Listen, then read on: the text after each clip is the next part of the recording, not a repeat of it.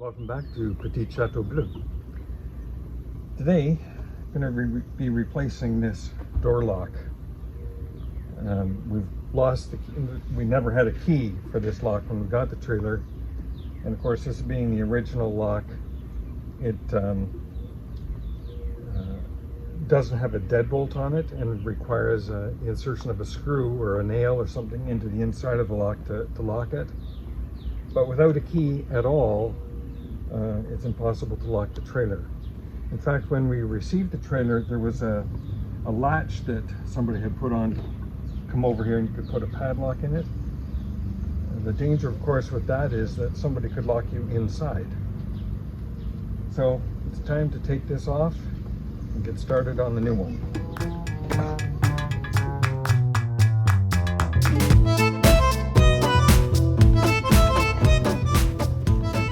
This is the original inside mechanism, and this is the screw that was used when inserting in there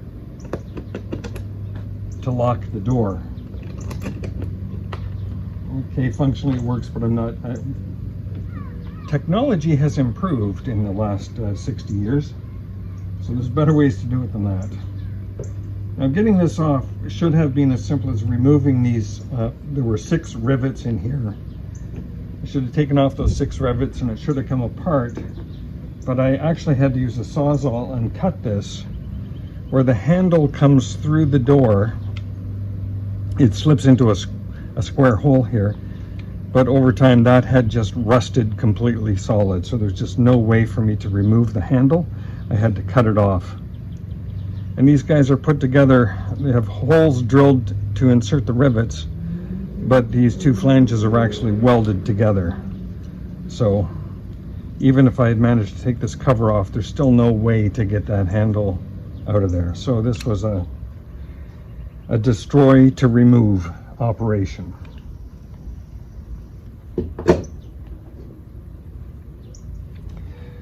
This is the new lock set that we've got.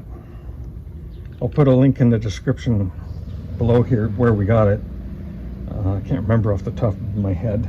I originally went to bowler.ca and the supply links they have there, but they've closed up now, retiring the business, and they've transferred everything over to a new spot.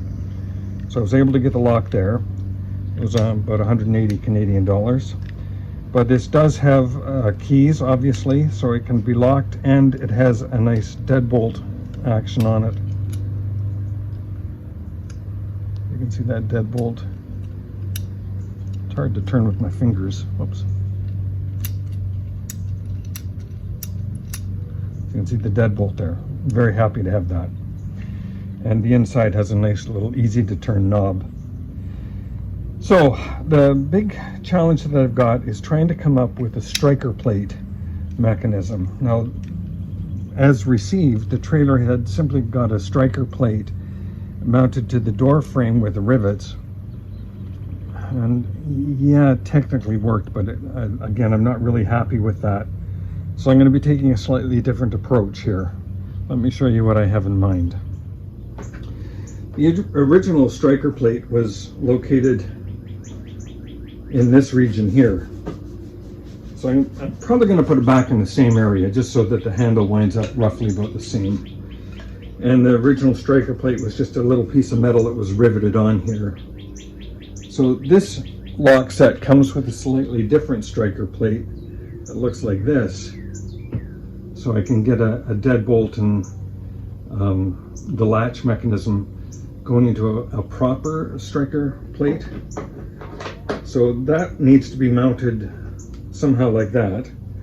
Clearly I can't just rivet that onto the side here. So I'm taking a piece of oak and then I'm going to cut this down to size, put it in here, then I can screw that in from the front with some flathead screws. I can also screw it in from the back through the closet just to provide a little extra strength. I'll contour it a little bit to form the shape of the edge of the bowler, and then I can mount this using kind of traditional carpentry techniques to get this to fit in here. So that's where I'm going to start. Cutting this piece of oak down to size, trimming it, fitting it so that it slips into here. So I have my little piece of oak now curved to the shape that I want. There's a very subtle curve on it. What I need to do next though is on this edge, I need about a 1/4 inch round over so it sits in tight in this gap here. That has a round over in it. So tight up against here and tight up against this edge. So to do that, I need to get this edge here rounded over. So I have my little striker backer fitting in here pretty well with that edge rounded over. It sits up nicely against this, but I had to change the profile quite a bit to accommodate it. So you can see that profile is no longer a square piece of wood, but tapers off going this direction. There's my round over. And I also had to make a little bit of a relief cut here and here to accommodate rivets. I don't want to take these rivets out. So I made a little relief for them. And I did that simply using a Forstner bit, a little 1/4 inch Forstner bit, making a series of repetitive cuts on the drill press. Okay, next up, I have to trim off the piece is too wide now, so I want to get this to be fitting in this context here. So I need to trim a little bit off the width, and I'm just going to mark that by coming through the back with a pencil.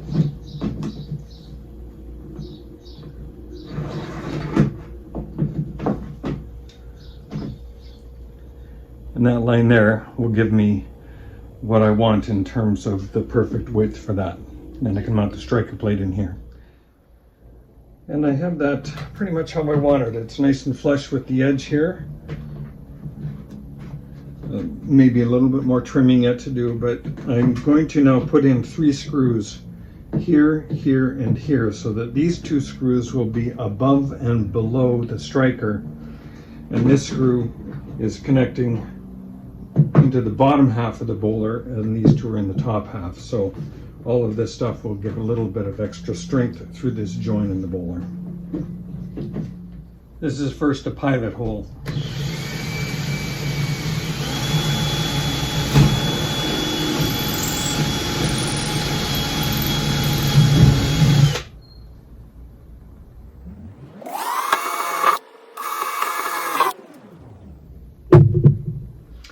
I'm going to be using a slightly different technique. I'm not going to use screws to hold this in place. Instead, I am going to use a bolt. So I've got this 5mm flathead bolt that I'm going to use with a nylock nut insert. I'm going to drill this out almost to the size of this so that I can pound or squish that into the hole.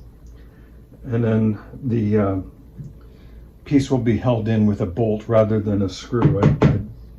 I think we're going to get a little bit more strength that way and a little more resistance to rot. So the original hole for the handle was certainly going to be in the way of the new handle, so I thought I'll just put some fiberglass over this using what's called kitty hair fiberglass, so long strand fiberglass with resin. So I just filled in that hole, and then I just put a little bit on the outside, did a little bit more patching down here where there's still a few patches that need to be adjusted, so I thought, well, I'll take care of that one while I'm in the neighborhood. So I'm going to let that set up, then we'll come back, sand it, get it smooth, and then we can start thinking about putting the door latch back in, the new latch in. I've made 2 cuts here, and I'm just going across now the top. Well, I'll do the bottom first. Just using an oscillating tool.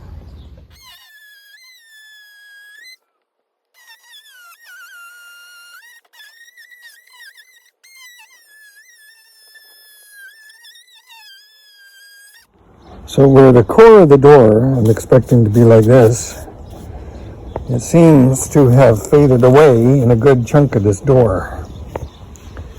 So I'm going to put in a little spacer in this area here, around these 3 sides at least, just to kind of fill in that gap and provide a little bit more structure. I don't like the way that collapses in.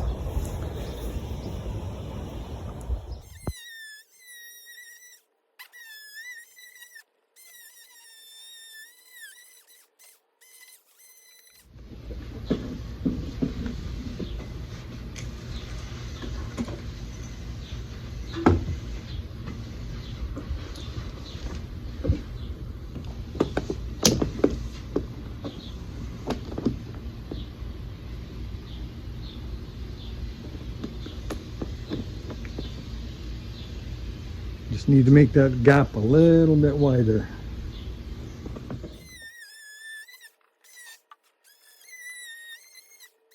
All right, the door latch is in. Now, the kit comes with a cover plate like this that's intended to be riveted in on those 4 holes. But I haven't put that in yet because I want to do a little finishing on the door first. And I'm debating whether I even, in fact, want to put that in, as it theoretically introduces another potential source of leakage. So I'm thinking about that. Now, on the inside, of the door, the kit comes with 3 spacers, which, because my door is quite narrow, I needed to use them all. So I've got a thin spacer, a thick spacer, and then a cover plate. And these 3 pieces of plastic are riveted into the door. So behind this metal plate is a rivet. This piece is held in place simply by these 2 screws and this plate, and then the tension of these screws holding this cover on. That latch operates the handle, and this turns the deadbolt. Now on the door side, got the striker plate here, and the bolts for that go through this piece of oak that I've put in here, come right through here, and they're bolted down. I need to cut just a little bit away here to allow for the latch and the deadbolt to extend fully. So I'm just going to take the striker plate off again, cut a little bit of that out. I talked initially about traditional carpentry. Well, this is what I was talking about, just mortising this little bit out here to cater for that latch and deadbolt. So there's the mortise cut. So I'll put the striker plate back on, give that another test, but I think that should be okay. And there's our door. Has never worked so well. Keys 2-part lock on this mechanism. One prevents this handle from opening at all. Now it opens. And this other second key is for the deadbolt. So the deadbolt's in play, both can't open. So if I lock them both and we're doubly locked, deadbolt undone, we're good. Latch mechanism installed. Thanks for watching.